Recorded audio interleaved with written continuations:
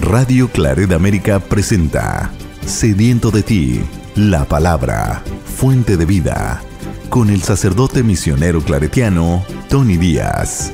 Reflexiones diarias del Evangelio. Aquí iniciamos.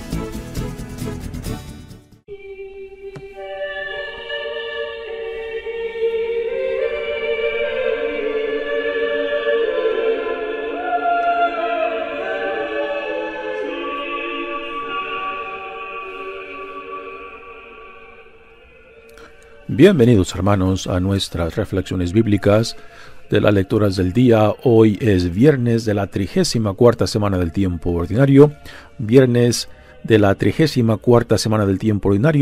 y con este día viernes pues cerramos ya la semana del calendario, de la última semana del calendario litúrgico 2022, para abrir el nuevo año litúrgico 2023 con el comienzo de la temporada de Adviento este domingo entrante. La primera lectura de hoy viene del libro del Apocalipsis, capítulo 20, versículos 1 al 4 y 11, al capítulo 21, versículo 2. Yo, Juan, vi un ángel que bajaba del cielo con la llave del abismo y una gran cadena en la mano. El ángel sujetó al dragón, la serpiente antigua, que es el diablo o Satanás, y lo encadenó durante 1000 años. Lo arrojó al abismo, lo encerró y puso un sello, para que ya no pudiera engañar a los pueblos hasta que se pasaran 1000 años. Después de esto, es necesario que lo suelten un poco de tiempo. Vi también unos tronos donde se sentaron los encargados de juzgar. Vi además vivos a los que habían sido sacrificados por dar testimonio de Jesús y proclamar la palabra de Dios, y a todos los que no adoraron a la bestia ni a su estatua, y no se dejaron poner su marca en la frente ni en la mano. Estos revivieron y reinaron con Cristo durante 1000 años. Vi después un trono brillante y magnífico, y al que estaba sentado en él. El cielo y la tierra desaparecieron de su presencia sin dejar rastro. Y vi a los muertos, grandes y pequeños, de pie delante del trono. Fueron abiertos unos libros y también el libro de la vida. Los muertos fueron juzgados conforme a sus obras, que estaban escritas en esos libros. El mar devolvió sus muertos, la muerte y el abismo devolvieron los muertos que guardaban en su seno. Cada uno fue juzgado según sus obras. La muerte y el abismo fueron arrojados al lago del fuego. Este lago es la muerte definitiva. Y a todo el que no está escrito en el libro de la vida, lo arrojaron al lago de fuego. Luego vi un cielo nuevo y una tierra nueva, porque el primer cielo y la primera tierra habían desaparecido y el mar ya no existía. También vi que descendía del cielo desde donde está Dios, la ciudad santa, la nueva Jerusalén, engalanada como una novia que va a desposarse con su prometido. Palabra de Dios. El salmo responsorial es el Salmo 83, y el responsorio es: Dichosos los que viven en tu casa. Dichosos los que viven en tu casa. Anhelando los atrios del Señor, se consume mi alma. Todo mi ser de gozo estremece, y el Dios vivo es la causa. Dichosos los que viven en tu casa. Hasta el gorrión encuentra casa, y la golondrina un lugar para su nido. Cerca de tus altares, Señor, de los ejércitos, Dios mío. Dichosos los que viven en tu casa. Dichosos los que viven en tu casa. Te alabarán para siempre, dichosos los que encuentran en ti su fuerza, pues caminarán cada vez con más vigor.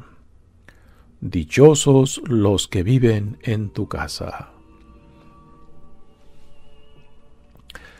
El Evangelio de hoy viene de Lucas, capítulo 21, versículos 29 al 33. En aquel tiempo Jesús propuso a sus discípulos esta comparación. Fíjense en la higuera y en los demás árboles. Cuando ven que empiezan a dar fruto, saben que ya está cerca el verano. Así también, cuando vean que suceden las cosas que les he dicho, sepan que el reino de Dios está cerca. Yo les aseguro que antes de que esta generación muera, todo esto se cumplirá. Podrán dejar de existir el cielo y la tierra, pero mis palabras no dejarán de cumplirse. Palabra del Señor. Muy bien, damos comienzo a nuestra reflexión de las lecturas de hoy. Como les mencioné al principio, con este día viernes cerramos la última semana del año litúrgico 2022 para dar comienzo al nuevo año litúrgico 2023 con la apertura de la temporada de Adviento este próximo domingo. Y las lecturas de hoy, como hemos escuchado toda esta semana, pues nos hablan del último juicio. Nos habla de cómo el Señor juzgará a los buenos y a los malos y quiénes estarán en los tronos para juzgar. Nos presenta aquí el autor Juan otra visión celestial de la corte celestial donde se encuentran también los tronos de aquellos que juzgarán. Dice la lectura de hoy. Yo, Juan, vi un ángel que bajaba del cielo con la llave del abismo y una gran cadena en la mano. El ángel sujetó al dragón, la serpiente antigua que es el diablo o Satanás, y lo encadenó durante 1000 años. La imagen del dragón en el Antiguo Testamento como en el Nuevo Testamento es imagen de todo aquello opuesto al plan de Dios, al plan de salvación. Es una imagen que manifiesta o que expresa la presencia contraria o digamos Satanás, al demonio, todo aquello que está opuesto al plan de salvación de Dios. Ahora, esta imagen del dragón o de la serpiente como imagen de Satanás es algo muy cultural, porque en otras culturas la serpiente o el dragón es una imagen positiva. Por ejemplo, vemos en la cultura de China. Y al decir chino, pues también estamos incluyendo a todos los otros países que están en torno a China, donde la presencia del dragón, aún en los símbolos zodiacos, el dragón representa el animal que más poder tiene. Y por tanto, la serpiente o el dragón es visto como un símbolo positivo, un símbolo de fuerza, un símbolo de excelencia, lo cual es todo lo contrario como el dragón y como la serpiente es vista aquí en el Antiguo Testamento, de donde el libro del Apocalipsis también toma la simbología del dragón y de la serpiente. Dice que el ángel encadenó y arrojó a Satanás en el abismo y donde permanecerá por 1000 años. Nos dicen los comentaristas que no se ha de tomar literalmente este número de 1000 años. Simplemente lo que significa de que es un tiempo largo e indefinido. Después, dice la lectura, después de estos es necesario que los suelten un poco de tiempo. Después de este tiempo indeterminado, el dragón o el símbolo de todo aquello que se opone a Dios será soltado y por un corto tiempo reinará, y después en la segunda venida es cuando será destruido permanentemente. Continúa la imagen, la visión que nos da Juan, el autor de este libro de Apocalipsis, diciendo: vi también unos tronos donde se sentaron los encargados de juzgar. Si recordamos al principio de la semana anterior, cuando empezamos a leer de este libro del Apocalipsis, se nos describió en esa visión del autor la corte celestial.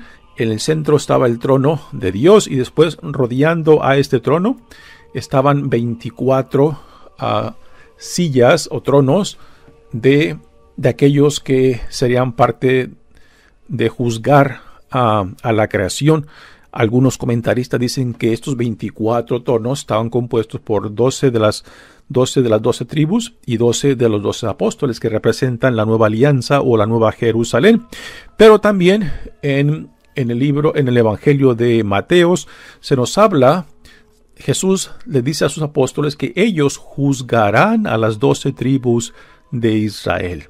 Así que, aunque aquí en esta visión, una de las últimas visiones que nos da el autor, no nos dice cuántos tronos son, si hace referencia a esos 24 tronos que se mencionó al principio de este libro, o si son otros tronos, y tampoco nos dice el número, si son 12 o son los 24 que ya he mencionado. Pero definitivamente en el Evangelio de Marcos, Jesús le dice a sus apóstoles que ellos juzgarán a las 12 tribus de Israel. Probablemente a eso hace referencia esto. Dice la lectura: vi además vivos a los que habían sido sacrificados por dar testimonio de Jesús y proclamar la palabra de Dios.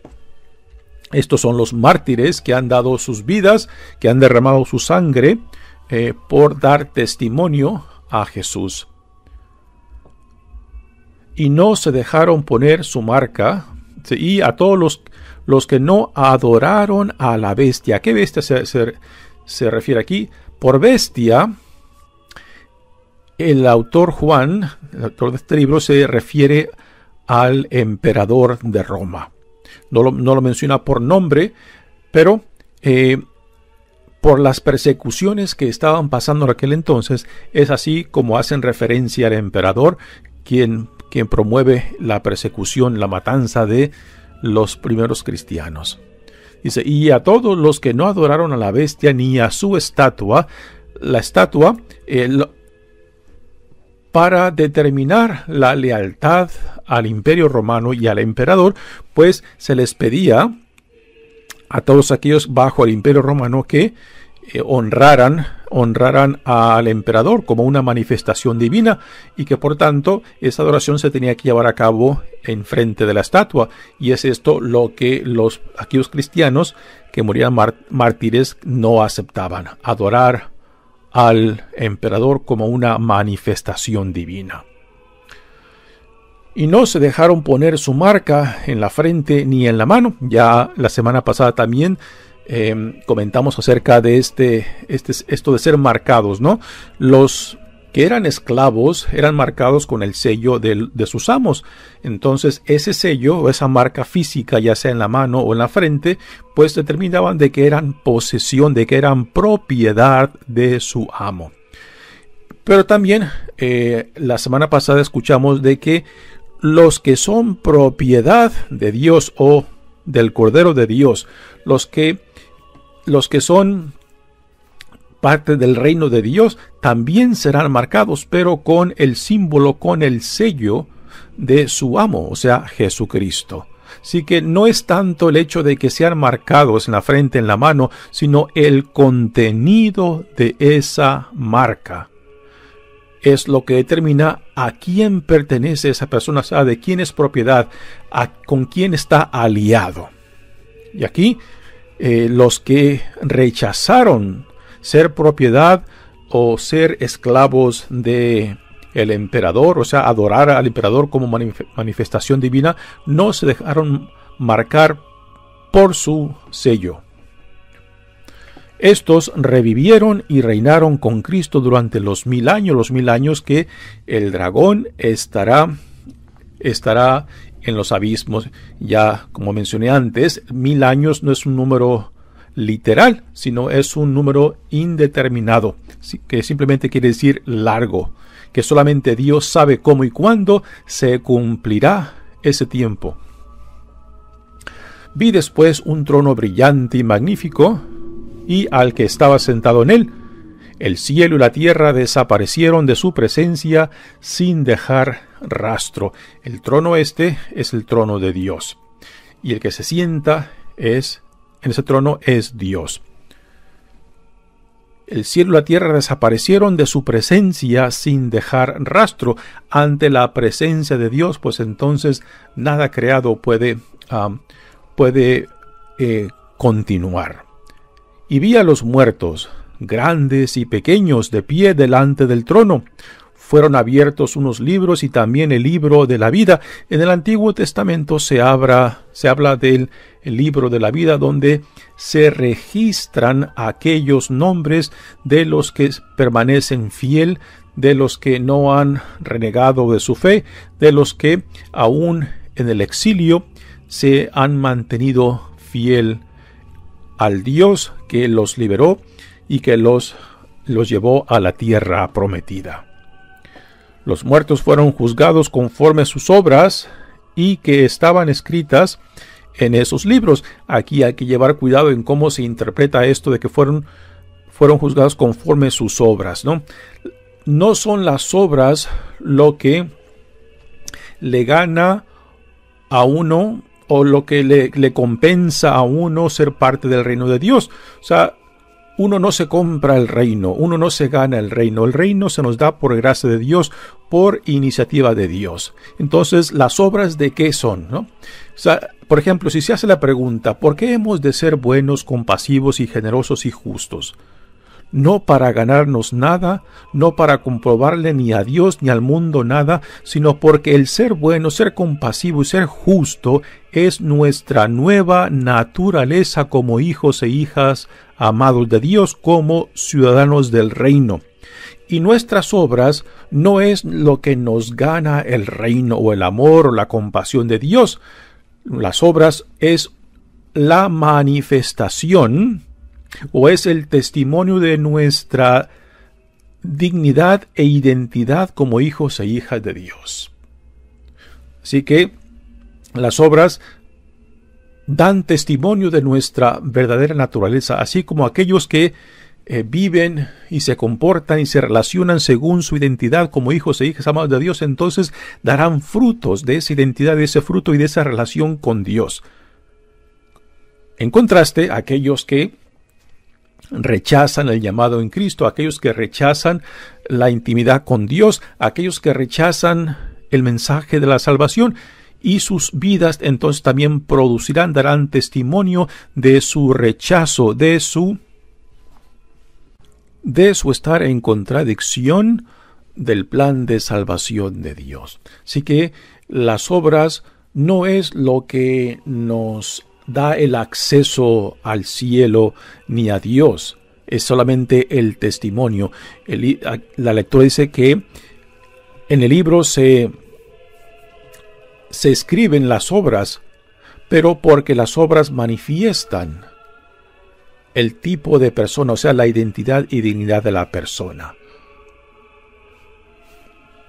Continúa la lectura diciendo: el mar devolvió a sus muertos, la muerte y el abismo devolvieron los muertos que guardaban en su seno, cada uno fue juzgado según sus obras.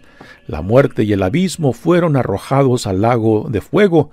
Este lago es la muerte definitiva, y a todo el que no está escrito en el libro de la vida lo arrojaron al lago del fuego. O sea, a los que no están escritos en el libro de la vida es porque han rechazado el llamado de Dios, han rechazado el llamado a la salvación, han rechazado al enviado por Dios, a Jesucristo, el Mesías, el Hijo amado de Dios. Entonces sus obras manifiestan ese rechazo, sus obras manifiestan ese estar en contradicción o en rebeldía en contra del Dios que en amor los ha criado, en amor los ha sostenido, pero que a últimas no aceptaron el llamado y han estado en rebeldía en contra de aquel que los llama. Así que nuevamente no son las obras lo que nos da acceso a Dios, son simplemente el testimonio de nuestra identidad y dignidad. Continúa la lectura diciendo: luego vi un cielo nuevo y una tierra nueva, porque el primer cielo y la primera tierra habían desaparecido y el mar ya no existía. El mar es el lugar donde existe o de donde nace el dragón o la serpiente.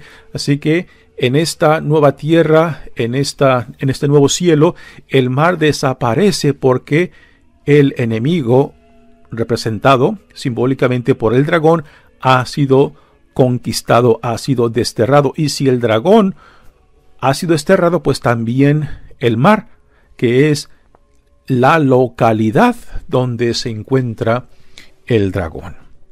También vi que descendía del cielo, desde donde está Dios, la ciudad santa, la nueva Jerusalén. En los libros de Ezequiel, de Daniel, particularmente en el contenido apocalíptico del que tiene que venir, se nos habla mucho de la nueva Jerusalén. Y aquí la nueva Jerusalén es un símbolo del reino de Dios ya inaugurado en Jesucristo y que ahora viene en su gloria. Y aquí está configurada pues en la nueva Jerusalén, engalanada como una novia que va a desposarse con su prometido. Recordamos las parábolas de Jesús en torno al reino de Dios, donde utiliza la imagen de una boda, donde Jesús es el novio y la novia vienen siendo los que son partes de la nueva comunidad del reino. Muy bien, pues es una imagen que quizás para algunos les puede causar terror y miedo, pero no es ese el motivo, no es esa la intención de esta visión que nos provee el autor Juan. Ante todo, lo que busca el libro de Apocalipsis es de que nos comprometamos a vivir la vida que se nos ofrece en Jesucristo. O sea, ¿cuándo y cómo se llevará a cabo esta profecía? Solamente Dios lo sabe. Solamente Él sabe cuándo y cómo. Y esa es una prerrogativa de Dios y no nuestra. Así que nuestra prerrogativa es vivir en fidelidad la vida a la cual se nos da en Jesucristo. Que cuando Dios decida regresar en la segunda venida de Jesucristo, pues nos encuentre trabajando, nos encuentre viviendo, nos encuentre en relación de hermandad y solidaridad entre nosotros, porque esa es nuestra nueva identidad y dignidad. Y si cuando Dios regrese nos encuentre viviendo y trabajando de esta manera, pues entonces no hay por qué temer, no hay por qué vivir con ansiedad. Aquellos que viven con miedo y terror y ansiedad, pues quizás son aquellos que aún todavía no se han decidido si responder al llamado del reino, si verdaderamente se identifican con la visión del reino o con la visión de quien dice Dios que son hijos e hijas amados de Dios. Y aquellos que no se identifican con este llamado, con esta visión del reino, pues quizás son los que sí viven con miedo, viven con ansiedad, porque aún no han optado, no se han decidido si son o no son de Cristo. Muy bien, pasemos ahora al Evangelio de hoy. Ya estamos casi a finales de este capítulo 21, que viene siendo el último capítulo del Evangelio de Lucas antes de que dé comienzo la pasión de Jesucristo. Nuevamente este Evangelio de hoy pues está conectado con lo que hemos venido leyendo en los últimos 3 días, donde Jesús les advierte acerca de que estén listos y preparados y que sepan discernir los signos de los tiempos para saber responder a a lo que Dios está haciendo entre ellos. Y aquí en esta parábola de la higuera, pues es muy similar a las palabras de Jesús cuando les dice: si ustedes saben leer cuándo va a llover o cuándo va a hacer calor, ¿por qué no saben entonces interpretar lo que Dios está haciendo entre ustedes? Y aquí esta parábola de la higuera pues es muy similar a esa enseñanza de Jesús de saber interpretar los signos del tiempo, ¿no? La higuera es uno de los árboles muy comunes de la tierra del Medio Oriente. Y la higuera durante el otoño e invierno pierde todas las hojas. Y cuando da comienzo la primavera, y particularmente hacia el final de la primavera, es cuando la higuera parece que vuelve a la vida, ¿no? En otoño, invierno parece que está muerto, ¿no? Los árboles que pierden la hoja durante el otoño e invierno parecen que mueren, parecen que duermen, ¿no? Y es en la primavera cuando vuelven a la vida. Entonces Jesús está utilizando un símbolo que sus oyentes pueden fácilmente identificar, ¿no? Que así como la higuera y otros árboles en la primavera, pues dan señal de nueva vida, que igualmente sepan discernir los signos de los tiempos según lo que Dios esté haciendo, para que sepan responder a lo que Dios está haciendo entre nosotros, particularmente en cuestión de la segunda venida, en cuestión del juicio que Dios llevará a cabo. Dice: en aquel tiempo Jesús propuso a sus discípulos esta comparación: fíjense en la higuera y en los demás árboles. Cuando ven que empiezan a dar fruto, saben que ya está cerca el verano. Así también, cuando vean que suceden las cosas que les he dicho, lo que mencionó Jesús ayer, ¿no? Cuando habló acerca de la destrucción de Jerusalén, y después de esas palabras de la destrucción de Jerusalén, también nos dijo unas palabras acerca de los últimos días o el día del juicio, que son dos eventos diferentes. La destrucción de Jerusalén no fue el comienzo de esa venida triunfante de Jesucristo, pero fue uno de los eventos que confirman las palabras de Jesús, el por qué Jerusalén fue destruida como rechazo de aquel a quien Dios había enviado, a Jesucristo. Yo les aseguro, dice Jesús, que antes de que esta generación muera, todo esto se cumplirá. Podrán dejar de existir el cielo y la tierra, pero mis palabras no dejarán de cumplirse, ¿no? Así que el llamado es a vivir con cierta apertura de mente y de corazón, o sea, de saber leer los signos de los tiempos para saber cómo Dios está actuando entre nosotros y podamos responder a esa iniciativa de Dios. Ahora, el ejemplo que Jesús utilizó de la higuera, pues es un ejemplo que nos invita a estar atento a la naturaleza. Yo recuerdo cuando estuve de misionero en Corea del Sur, ¿no? El primer año que estuve ahí fue una experiencia pésima. Corea del Sur es un país frío en el invierno, neva mucho, ¿no? Y mi primera experiencia del otoño y del invierno fue muy difícil, porque la mayoría de los árboles pierden sus hojas y por lo menos donde vivía en Seúl, Corea del Sur, en invierno baja una neblina gris, ¿no? Y da a la vista esta impresión de muerte. Parece que la naturaleza ha muerto, ¿no? Y para mí fue un invierno muy difícil, pero después de que pasa el invierno y entra la primavera, la explosión de nueva vida en los nuevos árboles, desde arbustos a árboles. El primer árbol que florece antes de que la hoja misma es la magnolia, ¿no? Y cuando empecé a ver la magnolia con esas flores blancas, realmente fue una experiencia de resurrección después de ese primer año, ese primer otoño, invierno frío, que para mí era algo único, porque era la primera vez que vivía en un país frío, ¿no? Y después cuando empecé a ver los otros árboles con sus hojas nuevas, ese verde fresco y arbustos con flores lilas, amarillas, pues realmente la naturaleza gritaba la nueva vida de la resurrección, ¿no? Y para mí fue una bella experiencia de cómo la naturaleza, cuando uno está atento a la naturaleza, nos puede recordar no solamente del ritmo de la vida, sino también de que la naturaleza nos grita, a veces nos sacude con su experiencia de nueva vida para decirnos, despierta, para decirnos de que estemos atentos a lo que está pasando en torno a nosotros, ¿no?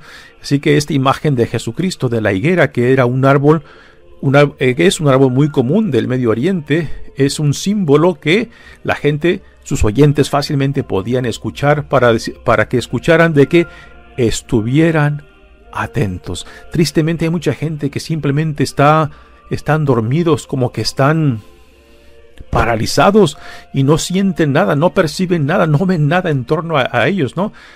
Particularmente hoy en día los jóvenes que están con las narices en los teléfonos, ¿no? Que pueden estar en medio de mucha gente y no existe nada para ellos más que solamente esa pantalla del teléfono, ¿no?